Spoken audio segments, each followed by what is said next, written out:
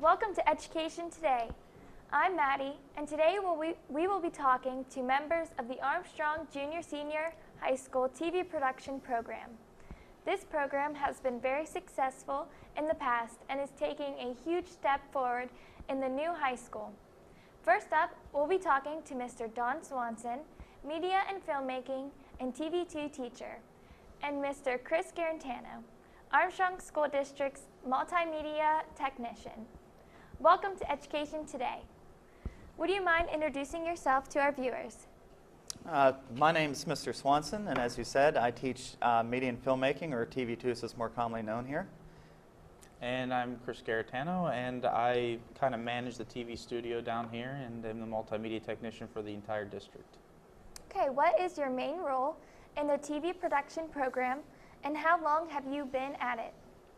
Well, I think we kind of addressed that a little bit there.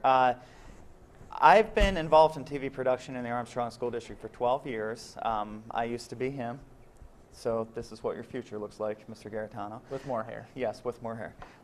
No, I first started as a multimedia tech when the program started here in 2004. And about 8 years ago, I moved into teaching, and I've been teaching TV production and Media and Filmmaking TV2. I'm an English teacher, and I also, here at Armstrong Junior-Senior High, I have junior high enrichment, and we take advantage of the facility in that class from time to time as well. As Mr. Swanson said, since he's been teaching for 8 years, I've been in this position for 8 years, and mostly my job is maintaining and doing whatever it needs to be done for the TV studio itself, all the production equipment, including cameras and tripods and any other equipment that may be signed out by our TV production students. And I also work with the classes a little bit as I need to, to help supplement the class in whatever way, shape, or form may need to be done. Very seldomly do you get out in front of the camera. How does it feel? Do you have any nerves?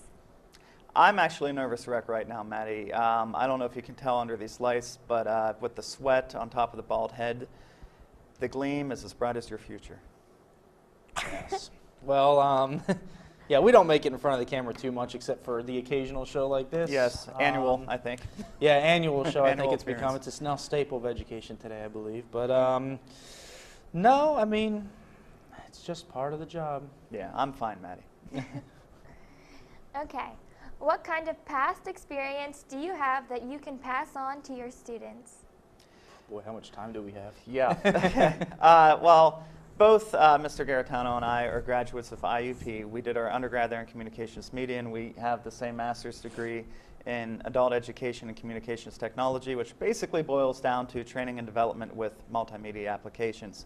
So we have that between the two of us.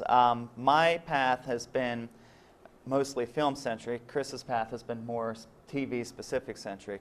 But I have done freelance video in all kinds of forms in the Western Pennsylvania region, including constituent work for the late Congressman Jack Murtha.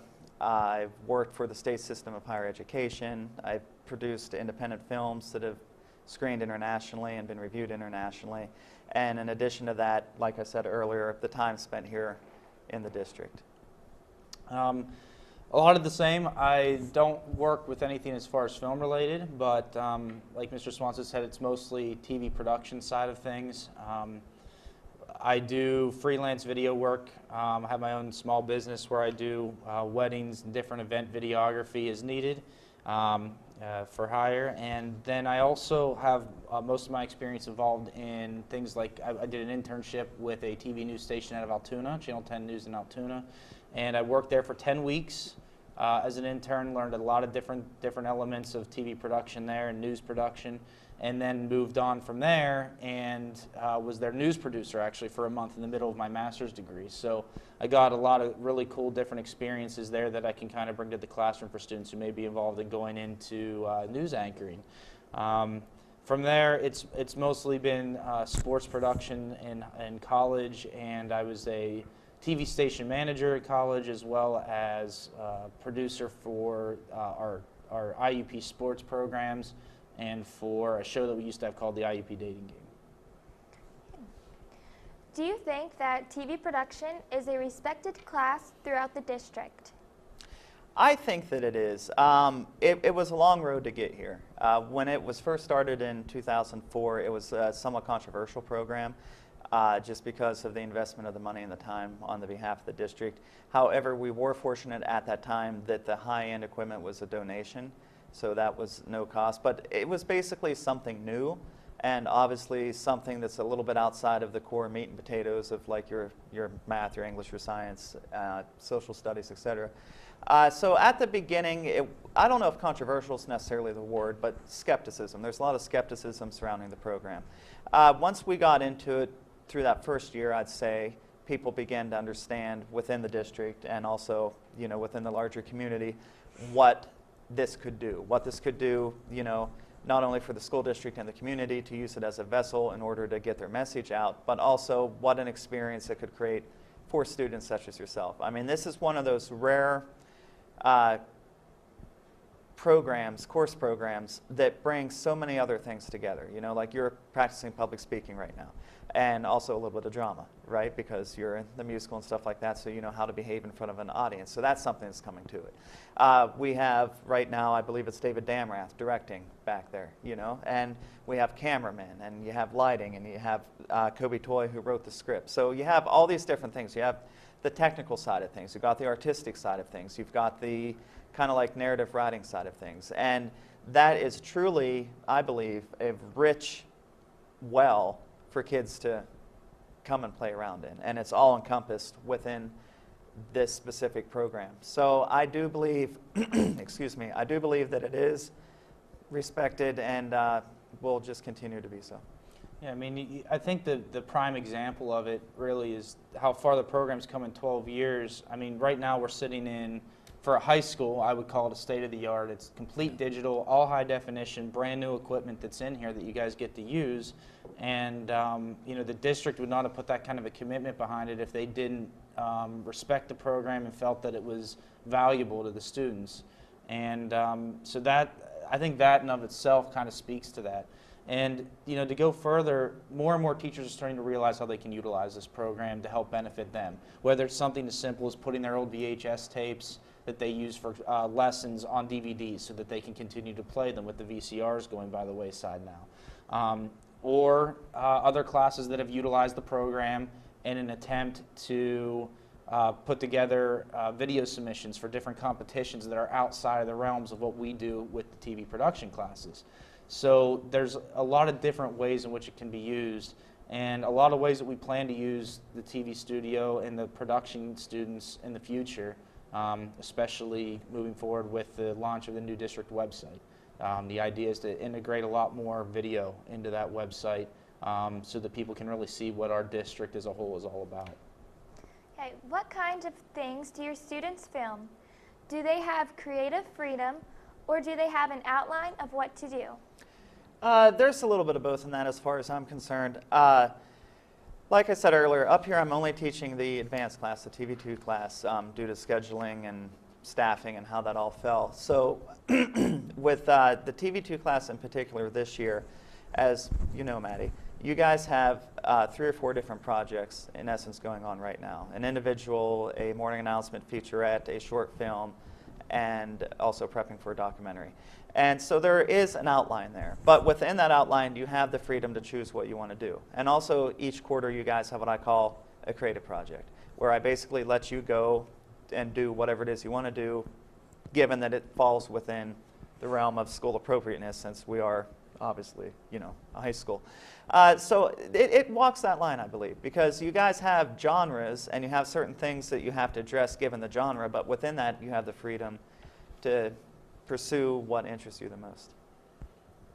Yeah, I mean, there's a lot of different ways too. We're trying to make it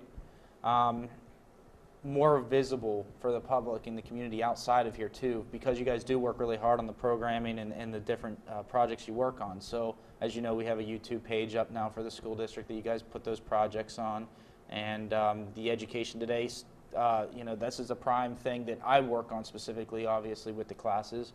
You guys produce these shows. There's not as much creative freedom in these ones because there has to be some structure to it, some uniformity to all the shows. But each student who hosts gets to kind of put their own spin and how they want to interact with it and how they use the script and their own personality behind it. And then we also, with the advanced classes at least, get you guys working on actually editing these shows in post-production. So. And just to piggyback on that a little bit, the TV2 class in particular, you guys have the freedom insofar as you get to pick your topic, you know, and Chris and I are flattered that you picked us. Yes.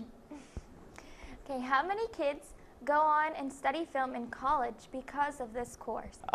There are some other kids in Mr. Michelosa's TV1 course who are interested in that area as well.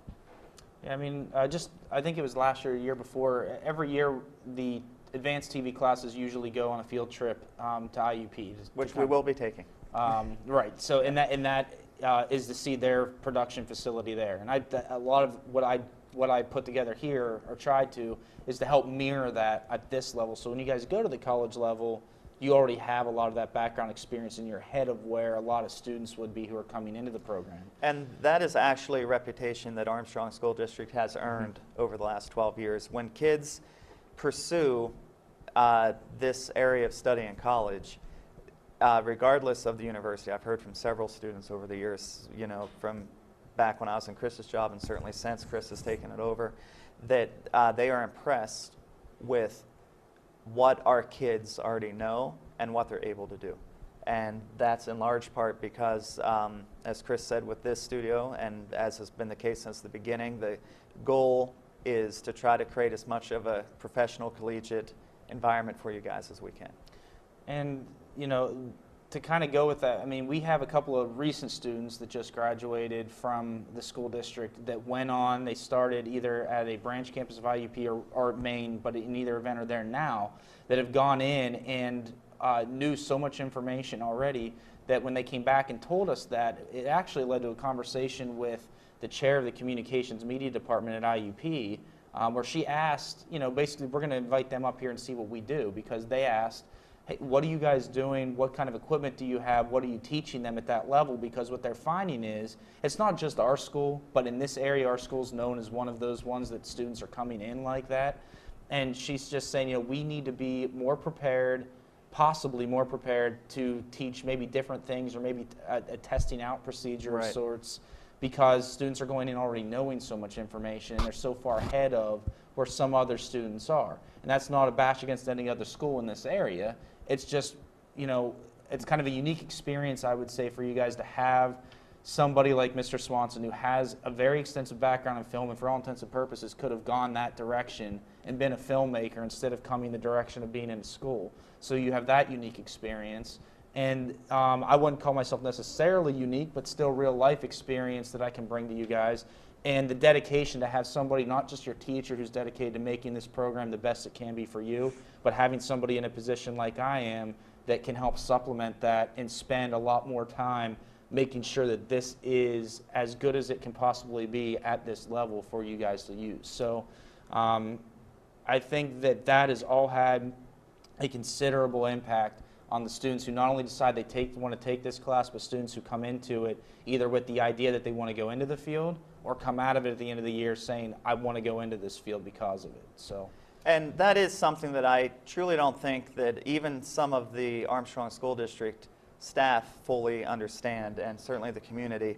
The Armstrong School District is known in the region and even beyond a little bit as a school with a good television production program. It's one of the things that we are known for. And to compliment on what Chris was saying a little bit there, it is fortunate here to have the program in that, as Chris was saying, the dedication. You know, from the beginning, my goal was to make it the best it could be. Chris took the job over. That's been his goal. And now he can say, with flying colors, he's also built a studio, just like I had to 12 years ago.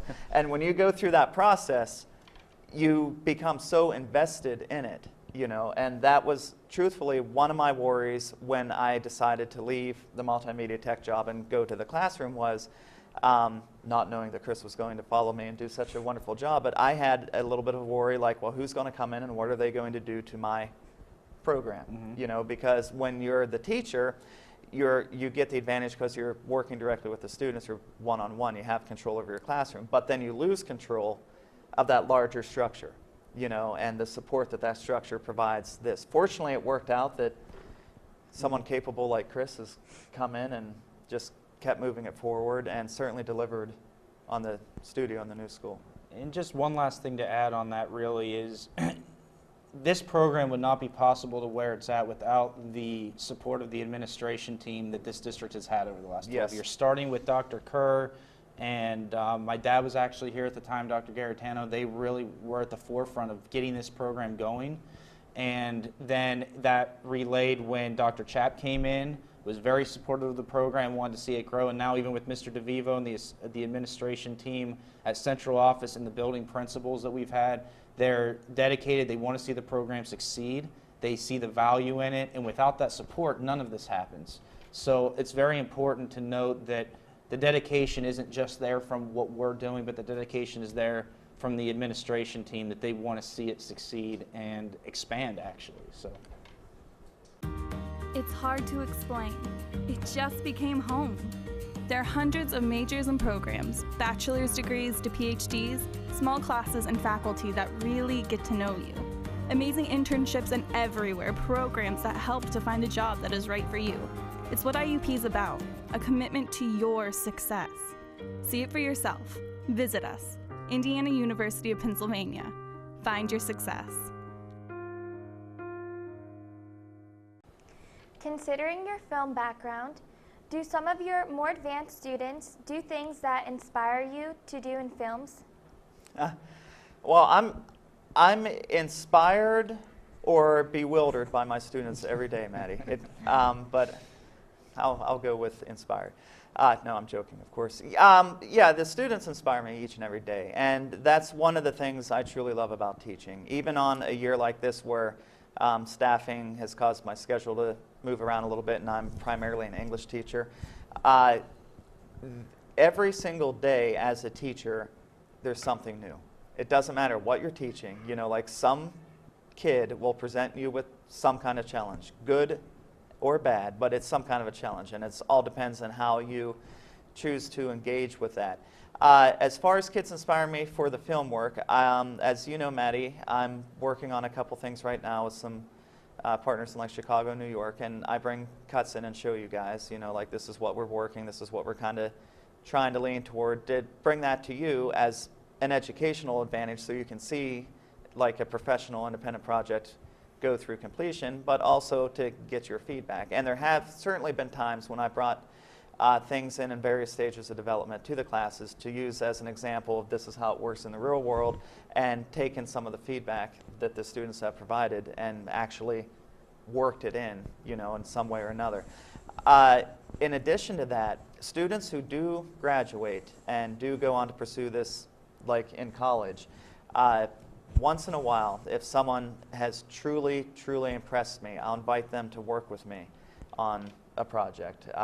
Former students have accompanied me to like New York City, for example, worked with me on projects with a cast and crew from all over the country, you know. So when those opportunities arise, then yeah, that's something. But that is something that I do try to be mindful of. When I'm going into a project outside of, you know, the school district in the independent film world, I always try to consider students that I've had in the past. Obviously, I wouldn't take a current student, but a student that I've had in the past who's graduated and is pursuing it in college and is someone that I believe is really on fire about it. You know, I'll kind of think like, well, who would be interested in this, you know, and then kind of bring them to that. And as I said before, yeah, just a couple weeks ago I brought in a rough cut of a short film that I'm editing for a friend of mine in Chicago, and I showed it to you guys if you remember. And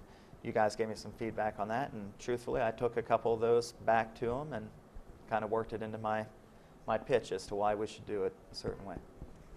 Okay, talk to us about the new studio here at AHS. How many upgrades have been made since last year? What are some opportunities that come from it? Well, the number of upgrades are too many to count. I guess I'll just compare last year to this year. We had very high-end professional grade analog video production equipment last year, okay? And the only piece of equipment that we brought with us that is really part of the backbone of the studio is the desk. Well, this desk. this desk, desk, which is also, you know, Yeah. got some repairs needed. Our Mackie mixer board for audio made its way down.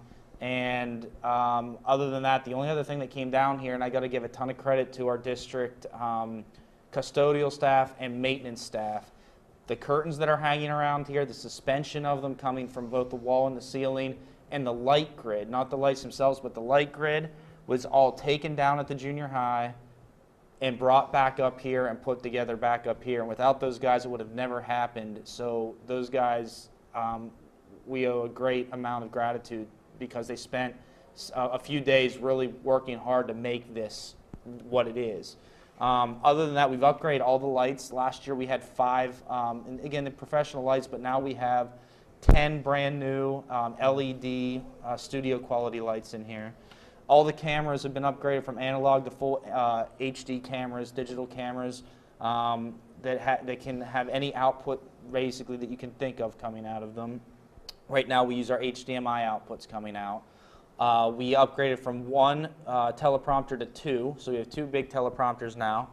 We have all new external monitors for the cameras. The tripods, all heavy-duty, high-end tripods that are brand new. We kept the dollies that we used at the previous building, reused those. All of the backbone studio equipment's brand new. We put in a brand new TriCaster, that's our video switching component.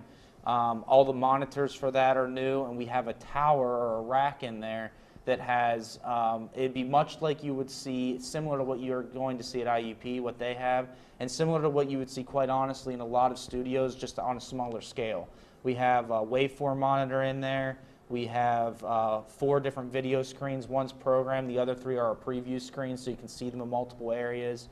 We have a digital snake that runs audio feeds, so we can actually put 32 microphones, live microphones in here if we wanted to, which obviously would be way overkill for here. Yeah.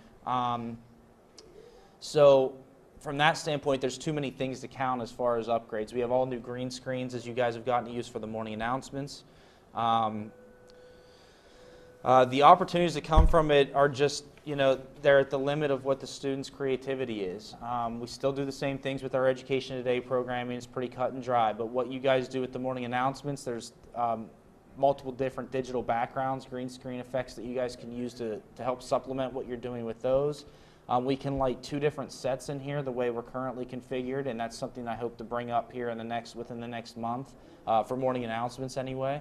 So really the opportunities and the capabilities of what the students have are really limitless. They're only limited by their own creativity. So Yeah, in addition to using the green screens for the morning announcements, I believe that one of the groups, not yours, Maddie, I think the one that Jacob Rob's in, were using the green screen for a segment that they're shooting in their short film right now. And I know, like I said before, this year I teach enrichment, and we take advantage of the space every once in a while. We've done certain things with the green screen as well. And it's pretty cool because, you know, that's the kind of notion where it's the same idea from The Weather Girl up to like the latest Hollywood blockbuster, you know, in terms of special effects. And Mr. Kobe Toy, who is manning camera 1 over there, one morning was a disembodied head on the morning announcements, you know, like just like learning to, and we actually did that with you with a class exercise.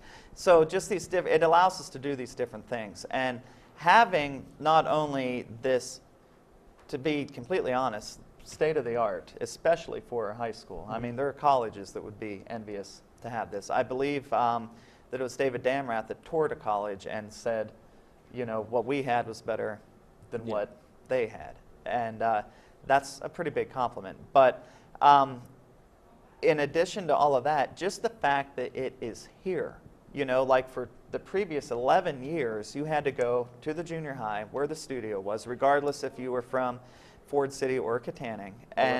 Or West Shamokin, yeah, and way back, Elderton. Yeah. But you had to go there. You got 1 shot, a marking period to work with this stuff. Now, you guys as TV2, right, you're in groups and you take turns running the morning announcements. So you're working with it on a regular basis. Anytime that you need to do something, you can come in here and do it, you know, and that access just changes the game. Like I used to say when I was teaching at Katanning before, that the class is called TV production, but it should really be called video production. Yeah. Because we did not have TV per se, you know, like we had a little closet that we could plug into to broadcast morning announcements, you know, and other than that, that was it. And then you guys got to go to Education Today once every quarter. But now we're in a functional, not just functional, but you know, a cutting edge studio. So you guys are actually experiencing what that means and what that is actually like. And the one other thing that I will say, it's not necessarily limited to the studio, but with the way the auditorium and the gymnasium were built, I made sure that we had connections in there that we can run cameras from those two facilities back into our studio so that we could conceivably, if there's an event going on in one of those, we could plug in, get the camera back to here, and then from our studio we can play out through the entire building, whatever that event is. So you know, that's something that's new this year that we haven't had in the past. So. And one last thing. Chris added a third camera. David, will you take camera 3, please? There it is, camera 3. We have 3 cameras now. Yes. Okay, thank you, David.